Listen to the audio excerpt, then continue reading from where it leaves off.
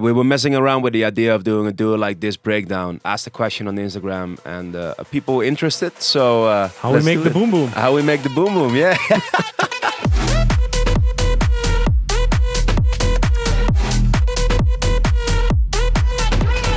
We'll first go through the normal production stuff, maybe a little bit of the thought behind the whole songwriting. At the end, we'll do like a few questions that we got. Let's go. Let's go. Yeah, I feel like we can just start with the drum group. Maybe just give it one quick listen through of like the whole groove.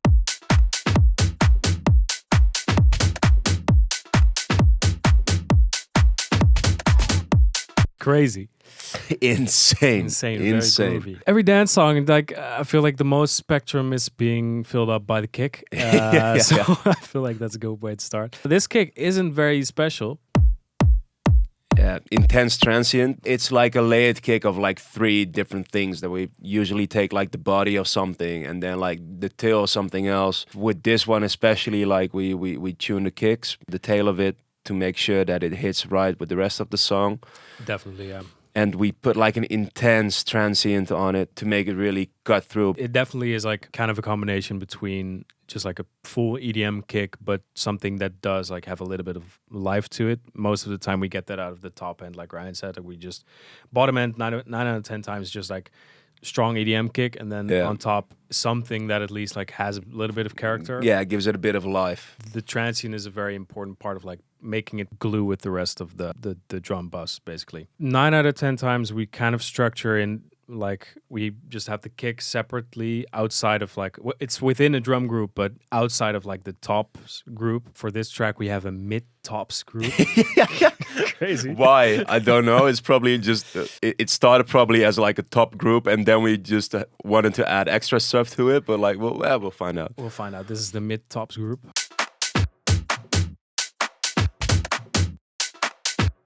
I guess because of the toms are in there, which kind of fills up the mid spectrum, I guess. Yeah. Hats, snares, just good transients. Nice bit of roomy space. clap. Yeah. Let's just like layer this. Yeah, a little bit of like a tonal thing to it. To really make it glue with everything else. And like the main thing is just character, I think. Yeah, we do tend to like layer a lot of same like the hi-hats. It's like kind of like we have almost like a very shortened, almost 909-ish thing with like another layer that's pure top end. Yeah. Which kind of is to like poke through, because this hat has character, but it doesn't cut through the mix, you know? Yeah. And then the toms, crazy. I do feel like with this song, I think something you definitely see throughout the entire production is none of the elements are like either cut perfectly. Everything is a little bit messy, which kind of, especially when the idea started, the track was like very much built around just having this very like loose groove, nothing like too tight, but everything kind of locks together when it's being played together. What's the random perk stuff? Random perks. Oh yeah, like a little tonal thing that just has like the groove, and like I think at the end of it adds to the feel as well. But like, just a random vocal thing, but it's all just to create vibe and movement and to like enhance each other. Snares. It's literally that, just small little details. It does fill up like the pocket there. Yeah. And then for me, like the whole way, because these drums take in a lot of space actually compared to like what we probably because of the intense toms. Usually not the case for us, I think. If we use like bigger kicks, then at least there's a lot of space around it. Hi-hats is always like we do tend to layer like a lot of hi-hats, but at least we like leave space for the bottom end, because I do feel like we both like low end is the most important thing, especially with club stuff. The low end is the most important because like everything kind of balances on top of that. If that's messy or if it just kind of it can break the track very quickly. So low end. The boom boom. While going through this session, we did figure out like the low end on this track is it shouldn't work, but it works. there's just a lot of different types of movements happening. So if I remember correctly, like the main like low end, the sub layer was in essence just like a resampled sine wave, but then like with some extra processing, and then we moved that around to get some movement in it. So when you listen to it in solo, you can probably hear it. There's like a little bit of pitch movement happening. See, it's a very ugly like bottom end. Yeah. That's just like you've got the sub happening, then we like enhanced the shit out of like whatever we could, and like added some almost like techno rumble type of noise on it to give it like a bit of presence. Essentially with the kick that gives like a lot of movement, but then we were still missing something to like complete it. Yeah, I feel like if you play this with only the kick, Like it has like a very nice like main stage feel to it, but you're still missing something. I think you added like the whole top layer and the mid layer on the bass to give it a lot of extra like character and movement, and that like makes everything so much more present in the mix as well. yeah, I think it's like it started with this layer. It's all about like just complementing rhythms that are already in the track. So if the top layer kind of hits on the same spots as some of the drums. So it's literally just 9 out of 10 times it's just grabbing a couple serum patches or just some bass hits from Splice and just layering that on top of the bass on like certain drum hits. So if you listen to the drums combined with the top layer, I believe it's only hitting on like drum hits. Yeah. Yeah, but it adds so much more to it. That combined with the bottom end.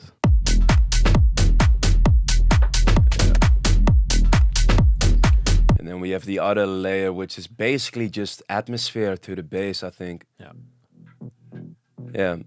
Just movement and atmosphere, but that's mostly to put the whole bass in kind of like a space. Yeah, it also has like the fifth or like seventh, I don't know which one it is, but the harmony on top of it definitely that brings out like the bass in the mix a lot. And this already like it creates so much, and then like just the fill is just an octave up with like a whoomp. But that's also create some contrast, create some movement. Last thing in the bass is like the Reezy type of stuff. I don't know if we actually use the Reese for this one, or usually we use a Prophet, or at least like a Prophet emulation For the verse, right? Yeah, that's in the verse or like the break. This is for sure the Prophet, Yeah, or at least layered, like with the it is for sure like the Prophet, because we love that sound. It gives so much character, and it gives like a bit of like a classic vibe to it. One last thing, and that's just like only to hear, and we spend like a lot of time on that. The fill bass in the drop, like where it goes crazy low, it basically lives for like a live stage where like the sub goes so extremely low, and it's like the low end that we didn't cut off, which we usually like the crazy lows, we cut them off to create some space. But for this part, we didn't do that to really like in a live sense make it go boom. It's just pure rumble. Pure rumble, and it's the sound itself is very ugly, but you feel it like so intensely. Yeah, but it's nasty, man. Shall we go to the lead? Because that's a fun one. The sounds group is basically just the... It's a lead with some stabs. Yeah, with stabs, yeah.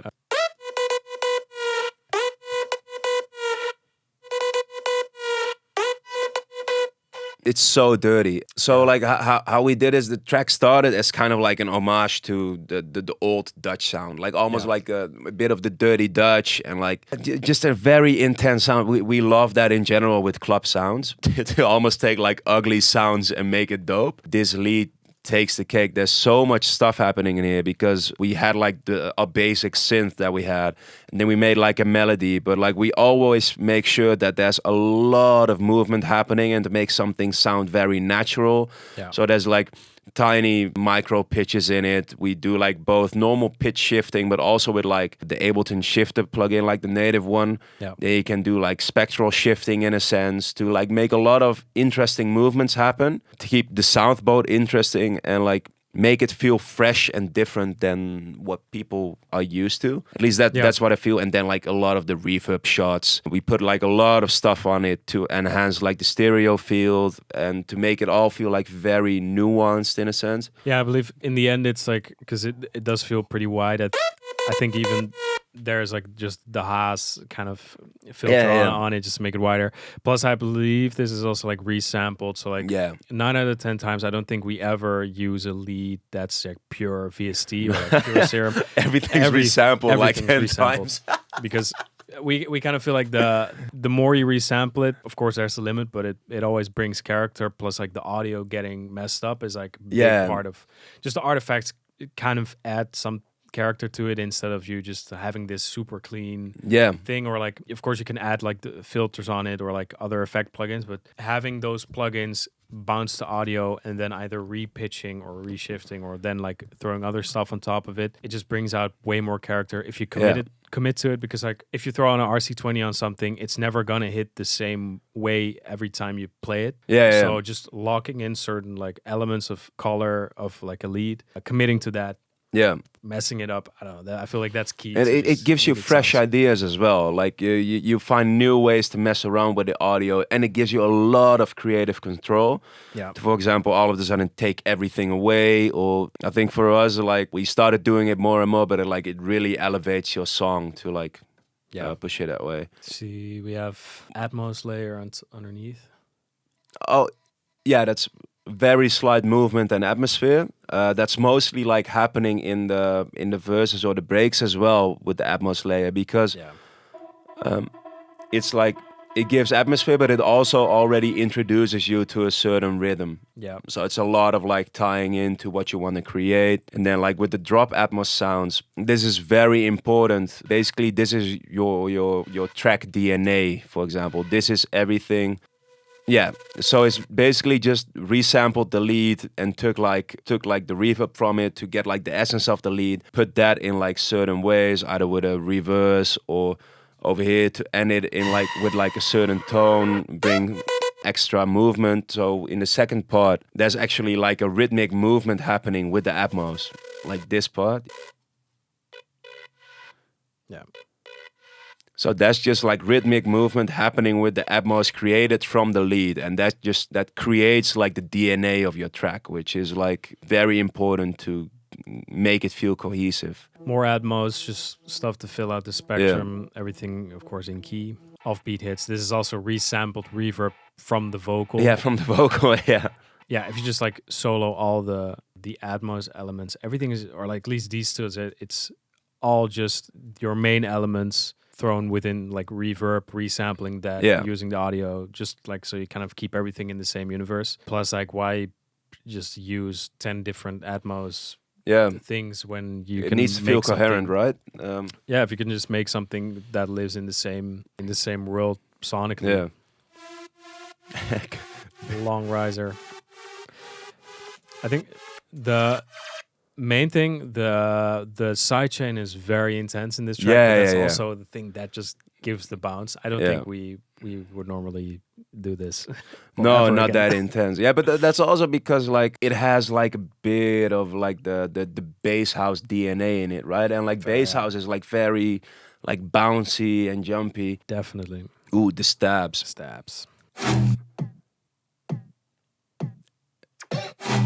And sort of like fill sounds, but like the stabs themselves, at the end you have like the chords only happen in the drop, but I feel like they elevate the song to such a new level. Definitely. It's just happening over there. I think it's literally just some Serum patch kind of like Juno-esque thing with like might be super massive on top of it. There's a lot of stuff happening. I think with the chords, when I came up with that part, because I was just like messing around, and my whole thing was like, okay, I love where the song is going, but I also wanted to have like the little edge of like Swedish House Mafia or something. to give it like a little bit of a Swedish touch. We need chords. That need, because the whole song is like so boomy and just like so aggressive in a sense that like it needed something to pull it back for a moment to really let the heavy stuff shine. Contrast is key. Yeah. Plus, just the combination of the chords with the bass going. Like, of course, like we could have just like let the bass play, dun, dun, dun, dun, dun, dun, dun. But just having this kind of just having stuff, especially within like your last 4 or 8 measures, just kind of letting stuff work against each other, and then kind of resolving that into everything, then coherently like working together again. That gives such a dirty feeling to any track. And like on the stabs, also there's like one chord is layered on the stabs, and if I remember correctly, I used like pitch map to like recalibrate the chord stab in a sense to make it like really hit with the stuff. So you get like a little bit of the essence of the chord stab, but like added to the aggressive bass stabs, and then you keep the atmosphere, and then like the normal chord stabs don't feel as surprising. Yeah, no, for sure. Yeah, you want to already sort of introduce them to make them not feel out of place. The horn shot, that thing hypes me up so much, man.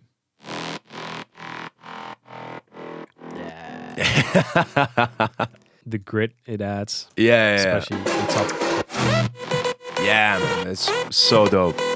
I don't even know what it is. Is it just? It's probably serum, right? It's like a serum bass shot. Is it even a bass shot? It might be, and just like extended the decay. Extended the decay, made it like move a shit ton with like macros. And in essence, you can always recreate this with just like a low super saw, and then like move the resonance and do it over time, and then like over process the shit out of it. A thing we do, which is like, I guess one kind of, I wouldn't call it a pro tip. It's a pro tip. It's a pro tip. If you need... If you need more grit, if you have a shitty sound or like a shitty sounding sound, Continue. If your track sounds like shit, just throw a lot of erosion on it. I think this is something. If something doesn't have the grit, or like if you resample this and you kind of get artifacts in the top end of like stretching a sound, but then going with like the white noise or the noise and just like push this to the limit. You kind of get the grid. You get back. the grid. Of course, it's like extreme, but you get like both presence and grid. Yeah, I feel like that's something we definitely do. Just like tools like erosion or even shaper box with like the noise follow mod, like to bring in textures, even if you like mess up something, but the texture feels, or like I guess the texture, like the tone of the sound feels nice, but it doesn't have presence anymore and it doesn't have the grid anymore. It's just like, yeah, man, throw that on top. Texture like, gives so much. Yeah. Oh yeah, we got like a whole angelic in the break. We wanted to create like such a contrast to like the rest of the song. Yeah. Because like we said before, everything is like so heavy and so deep that we really wanted to lift the whole song up, to really create that contrast, to take you away from what was before. Oh, I remember this. I think we had a discussion, but like there's some part of the drums. Oh yeah. I think it's literally the knock. Yeah, verse extra elements. I think these all came in last minutes. We didn't have a rhythmic element before, so I do feel like in club music, just always kind of giving some form of people rhythm. need to know when to dance. Yeah, if you don't know where it's hitting, it's like you kind of get lost, and like not everyone is super locked into the drums. Or like if you kind of lose your attention for 1 second, where are you in the song? You know, so I feel like having some form of rhythmic element, if it's like a chopped up vocal, or in this case, it's literally just a filtered kick, almost sounds like a metronome. Just if you lose this, of course there's always like ding ding ding ding. Yeah, but I think that was like our rhythmic thing before, but you lose the rhythm quickly. Yeah, just keeping the essence of the lead in it, but like putting it to the background. Atmos. Just some tonal one shots stretched out, high string, and not let it be like too on pitch, to like keep like movement on it. Um, yeah, like I think this is probably just like an omnisphere For sure. choir or something, and then we have like strings. I think that low hit probably is like one of the bass shots. Yeah, it's resampled probably, into yeah. reverb filter on top of it. That's mainly what we just do. Just recycle every Yeah. element that's in there 1,000 times Yeah, until it feels full until it enough. feels nice. Wait, what else is that? It's all just very basic. There's It's not. quite basic, yeah. A lot of effects still, Was- but you don't really, Oh, that's like back into the build up again. yeah. Yeah, We've that- all heard sweeps before. Yeah, the effects are like nothing crazy. Just make sure everything like is in the key of your song. Yeah, And like that's- with a riser as well, like let it end on the right notes, whether it be like Exactly. the root or it be a fifth or whatever. Just whatever brings you the tension you need, but like don't just put random shit on it. No, please Yeah. shift your risers. Yeah. I think that's one big takeaway from this. Yeah. Especially if like stuff starts to resolve towards the end. If you're like pitching a lead, which is from Serum, and you just have to pitch to 12, but then throw on a riser, which is in a completely different key, which also rises an octave, it can start to work against each other very fast. And it's cool if it's intentional, but if it's just like, yeah. you throw it on there and then like, okay, I guess this sounds good. Yeah. It can sound a lot nicer if you just pitch some of those elements. Yeah. Vocal. Vocal. This is very interesting. We'll dive like deeper into this later because we got like a whole specific question about this. But I think the essence with like this whole vocal group is again resample the shit out of everything to get like the DNA of your track right. Yeah, I feel like if we just take a listen to if you have the build-up part, you kind of have all the elements that are in Yeah. the vocal.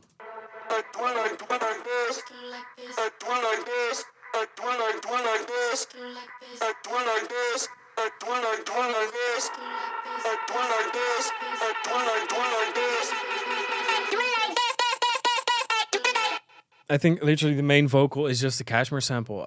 Yeah. As much as we hate to admit it, it's just a Cashmere sample. Yeah, but then with creative processing, we'll get into that at the question in the end because it's actually like really a fun way of flipping a sample. The track originally didn't have the female vocal.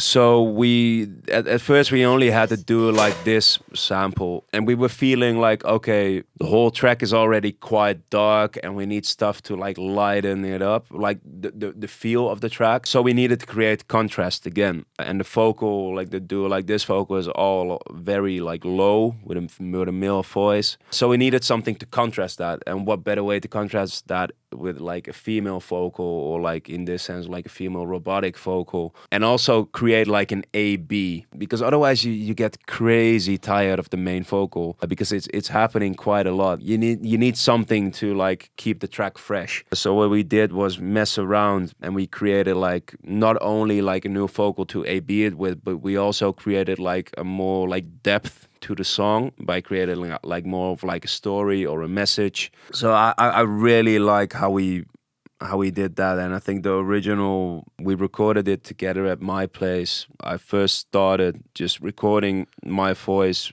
with like what we wanted to say, and then we used what is it, like from Sound ID, Voice ID? Voice ID, yeah. It's basically just like a AI vocal Changing word? to yeah. Yeah. It's basically because otherwise we would have to like mess around with Little Altar Boy to really get like the vibe we wanted. But we tried that before on this track and we couldn't get the right vibe. So then we used that to change it to like one of the female voices available in it. And that plugin is amazing. Walk like this, talk like this, step like this, and flex like this, move like this, cruise like this, ride like this, and slide like this, roll like this, Yeah, grow like this, little fight harmonies. like this, and flow like this, do it like this, do it like this. Which Yeah. And then creating some like rhythmic differences. So like, for example, at the end of it, you really hear it that like you don't want to have it all like so really at the end like flip it a bit with the rhythm to keep the rhythm fresh as well. Do it like this, do it like this. Walk like this, talk like this, step like this. This is really, I think this is something we do now more often than we did before, just printing delays or Yeah. like making them ourselves. So like this is Yeah. literally just like automating the cue, Yeah. automating the volume. I think micro shift is even increasing. Yeah, make it wide to make like space again for the main vocal that's like in the mid. This is And that's like basically the same as like reverse. building back up to like the building second back round. to the main vocal. Yeah. Like this. Walk like this. Yeah. Talk like this. Step. And just a reversed reverb. Classic. The other vocal, that's just to introduce the voice, because otherwise it would feel weird. So we had to do like a little bit to introduce like that extra vocal in that part, to not make it feel weird or way too sudden. Is that interesting, or is it? Oh yeah, that's just. Or is this the build? No, that's in the post. Yeah. Okay. Also, different rhythms introduce the next part, create like a little bit of a way to come back from the heavy drop stuff back to melodic stuff.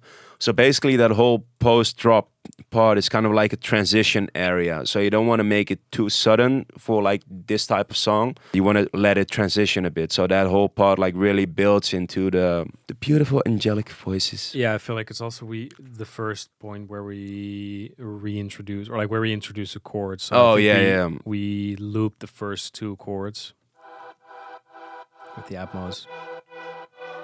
Yeah. I think this is literally resampled from Yeah. the chords. Yeah. Like not just having it play the actual chords, but actually just committing the other chords to audio, then cutting it back into like that part. I think that's the main track, right? Oh, we can go over the. That might be interesting for people. The master chain, real quick.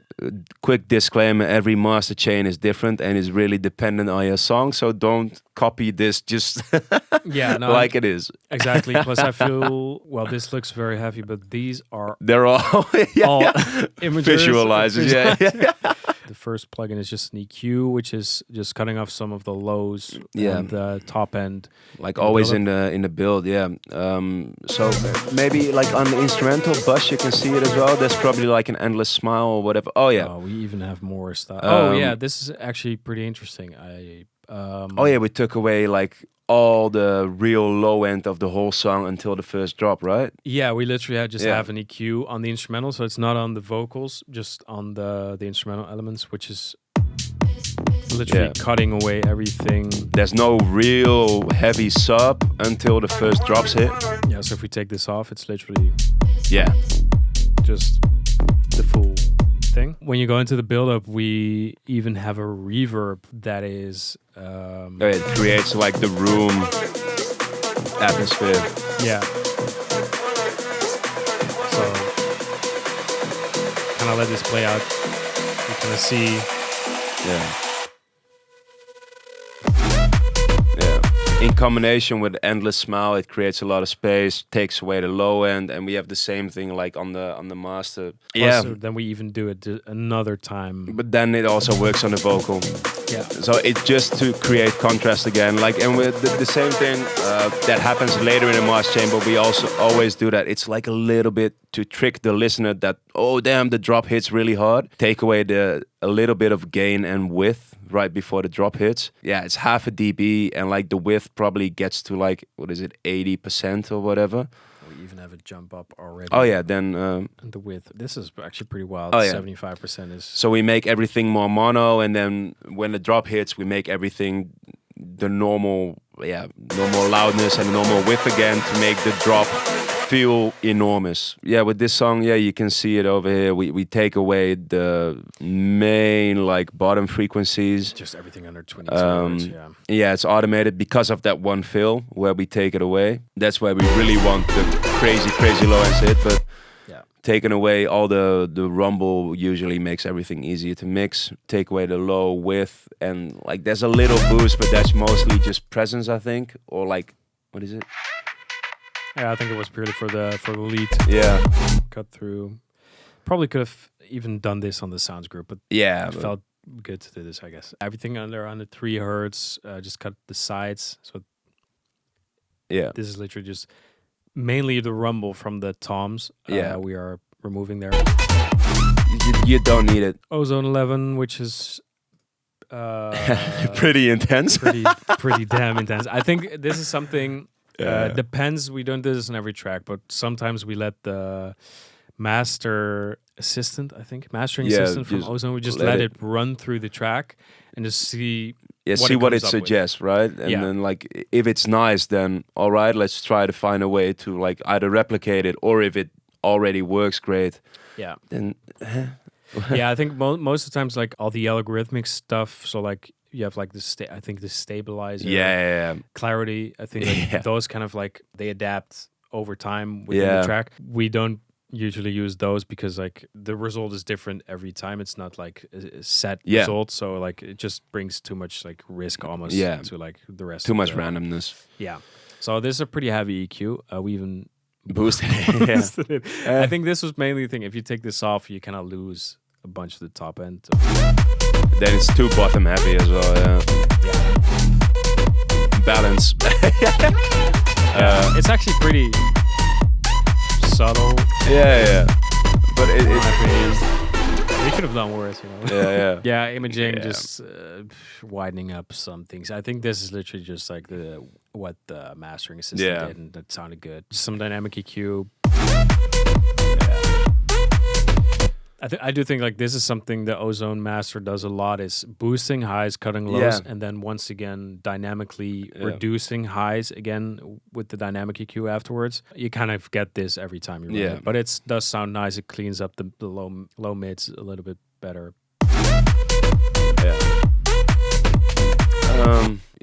Hidden Gem UAD Ampex, just like it's a tape emulator. It just gives like a little bit of warmth and extra movement to your whole track.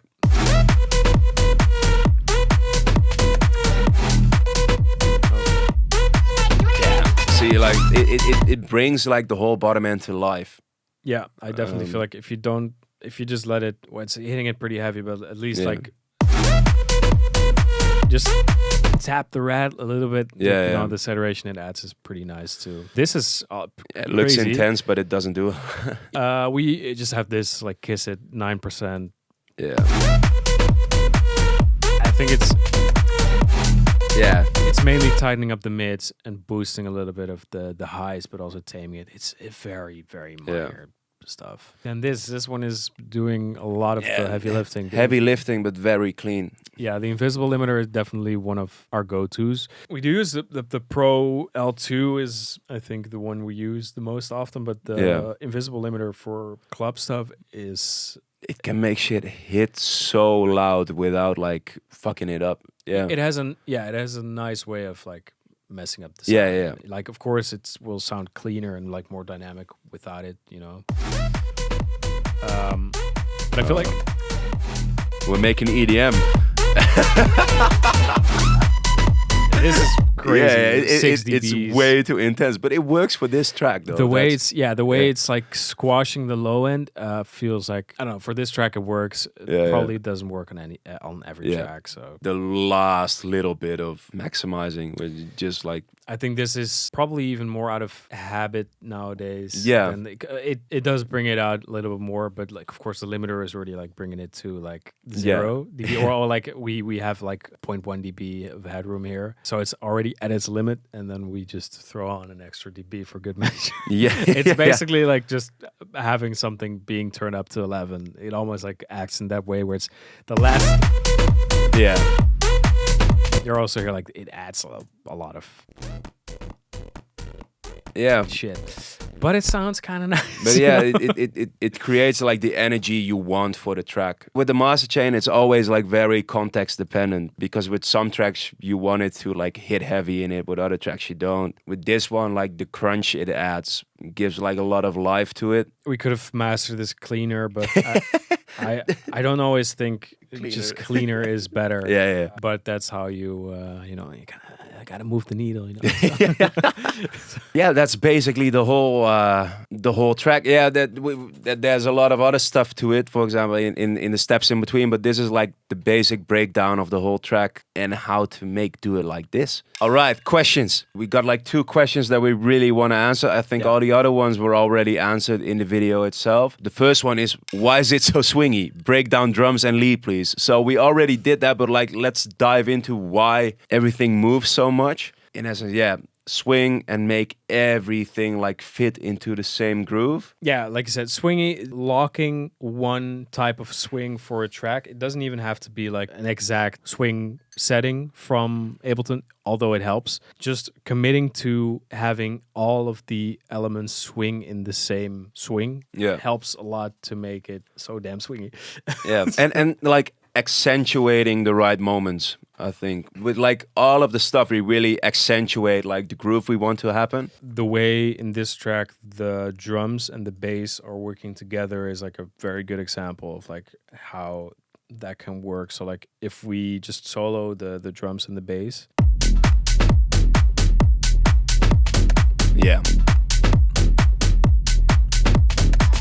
I feel like the main parts that make it so swingy are the toms and the top bass layers. They just accentuate the right moments. So like the tom kind of gives the attack, whereas the bass really kind of emphasizes that in the low end.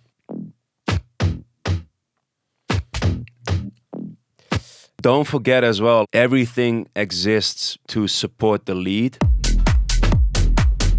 So we have like the main hook, the sort of like earworm and like the energy part of your track. Everything around it exists to support that, to make it like really shine. You can look at the placement as well. The first bass hit emphasizes the first note of the melody, so like that. You know, it's the way it's chopping up here like that. Da da da da da. It goes ba da.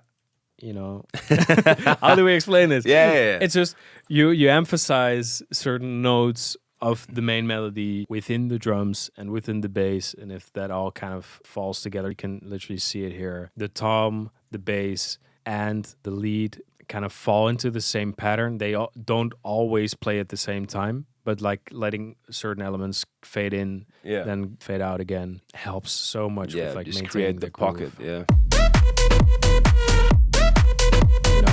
And commit to a swing. In Ableton, you can actually extract a groove from a loop and then apply that to your bass, for example, if it's still in MIDI, or just line it up by eye, like to the grid. I think that's something we do a lot. Do it quite often as well. Yeah. All right, back a week later because the first recording, something went wrong and the audio got messed up, so we got to do it again. The other question, how the fuck do you find out vocals like this? In essence, it's just creative sampling. It started out as a Cashmere vocal, quite a basic one. Yeah, the original sounds like this. Do it like this. Pretty cool sample, very simple phrase, but it already sounds interesting with like the reverb kind of going on. So that I think that's a cool thing, like looking for those type of textures as well. And then we just chopped it up, which when chopped up sounds like this. Do it like this. Do it like this. Do it like this. Do it like this. Do it like this. Then we just pitch shifted it down 8 semitones to bring it into our key, which is E minor, as I've learned now.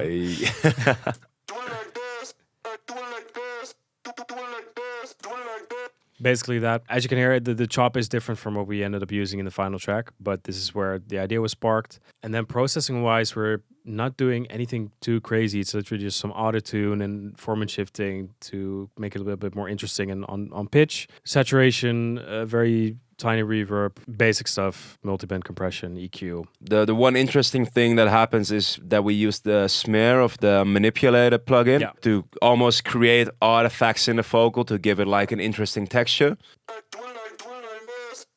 Like kind of the stretched words is the smear doing its thing.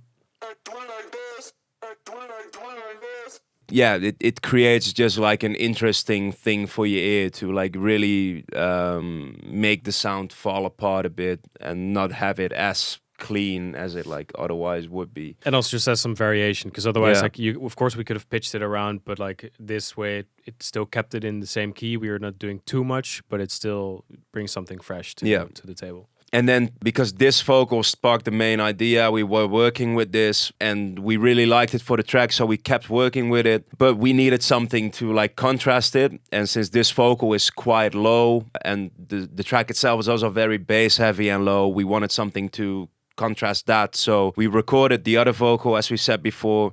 Recording that vocal ourselves allowed us to create a story for the track, which wasn't there before. Then used Sound ID vocal AI on it to make it a female vocal. Used Melodyne to really make it on the same pitch. And then used Little Alter Boy to create some harmonies on it. And then messed around with that to create a story and to really contrast the Kashmir sample with our own vibe. From there on, we built the rest of the track around that. So how do you get a vocal like this? In essence, just creative sample flipping and then figuring out the story of your song besides that, and then working from that to make something really unique. All right. That was the full breakdown. Thank you for watching. If you enjoyed it, don't forget to like and subscribe. Really helps us out a lot. And of course, listen to Do It Like This. Listen to our other music as well. Appreciate it.